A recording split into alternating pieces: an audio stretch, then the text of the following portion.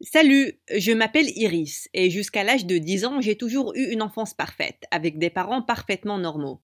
Puis un jour, maman a soudain décidé de devenir religieuse et elle a totalement perdu la tête. Soudain, je n'avais plus le droit de lire quelque chose qui contenait le mot magique. J'ai commencé à sortir les livres d'Harry Potter en douce de la bibliothèque et je les ai cachés sous mon oreiller. Mais un jour en 6e, je suis rentrée pour trouver maman en train de faire un feu. Et à mon horreur, j'ai vu mes livres par terre. Je t'ai dit que je ne voulais pas que tu lises des manuscrits diaboliques. Viens ici et jette-les au feu. Tu es folle, maman. Je ne vais pas les brûler. Je n'ai qu'à sauver ton âme alors. Et après ça, elle les a tous balancés dans le feu. J'ai dû utiliser tout mon argent de poche économisé pour acheter de nouveaux livres à la librairie. Mais en 5e, maman est devenue complètement folle. Papa nous a emmenés à une fête chez son patron. Et peu de temps après, j'ai remarqué que maman n'était pas dans la pièce. Je suis allée la chercher et je l'ai trouvée dans le bureau en train de couper un tableau avec un cutter. Maman, qu'est-ce que tu fais? Cette peinture est diabolique. Je peux sentir la présence du diable dedans. Il s'est avéré que la peinture diabolique valait une fortune. Papa n'a pas été seulement viré, mais il a aussi été poursuivi en justice. Il a dit qu'il ne pouvait plus supporter maman et il est parti pour de bon. J'étais furieuse contre maman. Mais je ne pouvais pas l'être pendant longtemps parce que le lendemain, elle a annoncé qu'elle était enceinte. Papa était injoignable, j'étais donc tout ce qu'elle avait maintenant. Et 8 mois après, c'était moi qui appelais les urgences quand elle a perdu les os. À l'hôpital, maman a piqué une crise parce qu'il n'y avait aucun docteur femme disponible. Hors de question qu'un médecin homme me touche, j'ai fait un serment à Dieu. Apportez-moi une femme, sinon je vais garder ce bébé à l'intérieur de moi. C'est là qu'un beau jeune médecin est entré, et maman a crié « Je vais le prendre !» Elle m'a forcé à lui mettre du rouge à lèvres avant que je ne sois mise dehors. Maman se comportait bizarrement. Maman a donné naissance à un bébé-fille et je suis immédiatement tombée amoureuse d'elle. Elle est belle, n'est-ce pas? Oui, c'est un ange. Oh, tu parles du bébé. Eh bien, elle ressemble à une pomme de terre cuite. Maman était occupée avec ses réunions à l'église et je suis devenue la baby-sitter de Maddy après les cours. Mais je l'adorais et ça ne me dérangeait pas du tout. Une nuit, alors que je la mettais au lit, Maddy a dit somnolente « Peux-tu me raconter une histoire de fantômes et de sorcières qui volent sur des balais ?»« Chut! Où as-tu appris ça, Maddy ? J'ai vu un dessin animé à la télé. C'est très rigolo. Je souhaiterais pouvoir voler. J'adore les trucs magiques. » Et après ça, elle s'est endormie. Mais je n'ai pas arrêté de penser à ce qu'elle a dit. J'aimais lire les livres d'Harry Potter en étant enfant. Seuls les fous ne faisaient pas pareil. Je me suis assise et je commençais à écrire une histoire que j'avais en tête depuis toujours. Le premier jour au lycée, un garçon mignon est venu et s'est assis à côté de moi durant la pause. « Je suis Laurie.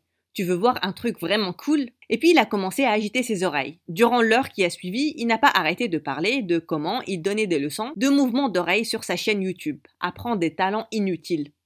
Et juste comme ça, je me suis fait un nouvel ami. Il a commencé à venir chez moi pour jouer aux jeux vidéo, quand maman n'était pas à la maison. Une fois, elle est rentrée plus tôt que prévu. Et pauvre Laurie, il a dû se cacher durant 2 heures avant qu'il ne puisse rentrer. Maman aurait perdu la tête si elle avait trouvé le garçon à la maison. Une nuit, j'avais planifié de dîner avec Laurie, mais je n'avais pas pu trouver de baby-sitter. J'ai donc emmené Maddy avec moi. Pendant qu'elle mangeait sur une chaise haute, elle a soudainement pointé quelqu'un du doigt. « Regarde, c'est maman !» Je me suis tournée pour voir un couple à une table et j'ai ri. « Ce n'est pas ta maman, bébête, c'est ma maman. » Je me suis tournée de nouveau et cette fois-ci j'ai clairement vu le visage de la femme. Quoi? Cette femme avec de longues jambes qui donnait des fraises à un homme était maman? Oh, tu sais ce mec avec qui elle est? C'est notre prof de chimie. Après avoir mis Maddy au lit cette nuit-là, j'ai attendu que maman rentre. Elle a sursauté de surprise quand elle m'a vue. « Bon sang, pourquoi tu es toujours réveillée, Iris ?»« Maman, enlève ton manteau. »« Quoi? Pourquoi tu te comportes si bizarrement ?» J'ai dit « enlève ton manteau. » N'utilise pas ce ton avec moi. Dieu déteste les enfants malpolis. Maintenant va au lit. Il déteste aussi les menteurs. Et après ça, j'ai commencé à tirer son manteau. Elle m'a poussé et on a atterri par terre. Tu avais un rencard avec mon prof. Je t'ai vu. Donc, tu fais semblant d'aller à l'église, de négliger tes enfants, et au lieu de ça, tu vas à des rencarts. Tu es vraiment une hypocrite, maman. Comment peux-tu m'accuser comme ça? C'est là que Maddy est entrée et qu'elle nous a fixés. Maman, tu as l'air énervée. Comme la mauvaise sorcière du livre. Tu t'en rappelles, Iris? La quoi? J'ai été punie durant 1 semaine pour avoir lu des livres pareils. Mais si maman pensait que je gobais ses mensonges, elle avait vraiment tort. J'allais l'attraper de nouveau, et cette fois-ci, j'allais prendre des photos. De nuit après, alors que je griffonnais mon histoire, j'ai entendu un tapotement sur ma fenêtre. C'était Laurie, et je l'ai laissé entrer. Je ne t'ai pas vu depuis 2 jours, et je devenais fou. Regarde ce que j'ai pour toi. J'ai presque crié quand j'ai vu son cadeau. C'était un cerveau dans un bocal, avec une inscription « Tu as été dans ma tête ». Laurie, qu'est-ce que tu veux dire? Je veux dire, je pense que je suis amoureux de toi, Iris. Et puis il m'a embrassée. Laurie, je pensais qu'on était uniquement amis. Je n'avais aucune idée que tu ressentais ça. Tu te moques de moi. Je me suis cachée durant des heures loin de ta mère dérangée. Tu as ramené ta sœur capricieuse à notre rencard, et je n'ai rien dit. Pourquoi je supporterais ta famille de fous si je ne t'aimais pas? Parce qu'on est amis. Je ne savais même pas que c'était en rencard. Et ma sœur n'est pas capricieuse. Je pense que tu dois partir maintenant. Mais avant qu'il ne puisse le faire, la porte s'est soudainement ouverte et maman s'est ruée à l'intérieur. Elle a chassé Laurie à travers la fenêtre avec un balai. Espèce de fille impudique. Dès que tu auras ton bac, je vais t'envoyer dans un couvent pour devenir nonne. Prends tes perles et implore le pardon. Je n'ai rien fait de mal. Donc, non merci. S'il te plaît, sors de ma chambre, maman. Quelle nuit de folie! Je me sentais mal à cause de la manière dont ça s'est fini avec Laurie. Donc, quand je suis revenue au lycée, je l'ai cherché partout. Je l'ai finalement trouvé à la cafette avec une fille sur les genoux.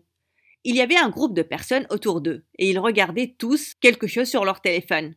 Laurie, on peut parler? Non, tu ne peux pas lui parler, espèce de sorcière. Mais il vient juste de nous dire que la femme dans la vidéo était ta mère.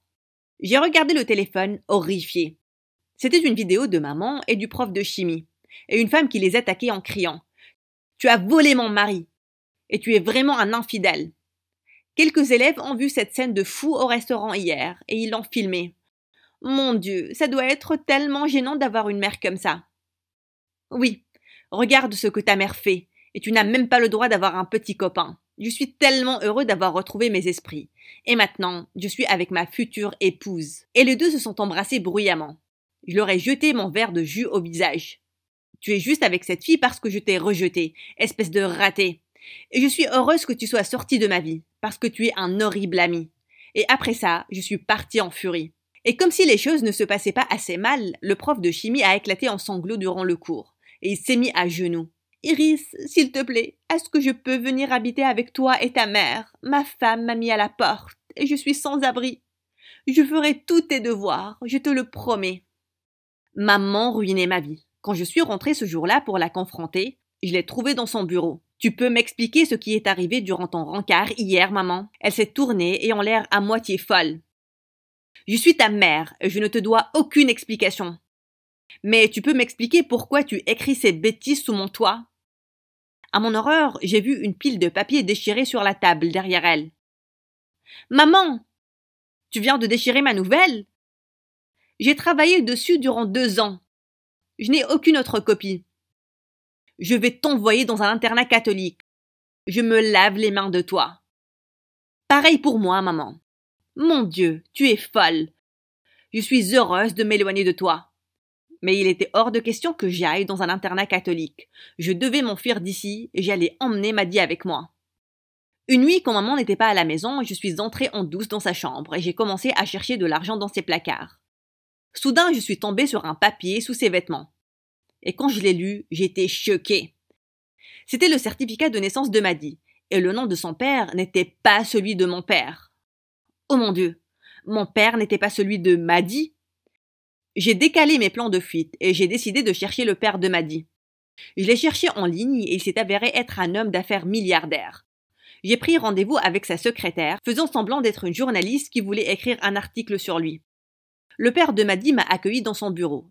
Mais son sourire a disparu quand je lui ai balancé la bombe. Je lui ai montré une photo de maman et le certificat de naissance de Maddy. Il avait l'air d'avoir une crise cardiaque.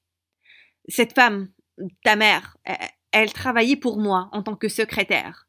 Il y a longtemps, mais elle a simplement disparu. Je n'avais aucune idée qu'elle était mariée ou qu'elle avait un enfant. Il a demandé s'il pouvait rencontrer Maddy et je l'ai invité chez nous. Quand il est venu le lendemain soir, ses yeux se sont remplis de larmes quand il l'a vu. Maddy, ce gentil homme est ton père. Va lui dire bonjour, ma chérie. Elle s'est assise à côté de lui et il lui a donné quelques cadeaux qu'il a amenés avec lui. C'est là que maman est entrée. Et quand elle l'a vu, elle est devenue pâle. Qu'est-ce que tu fais ici? Je l'ai retrouvé, maman. Maddy mérite de connaître son père et il méritait de la connaître aussi. Mais tu n'en as rien à faire de personne, n'est-ce pas? Le père de Maddy s'est levé.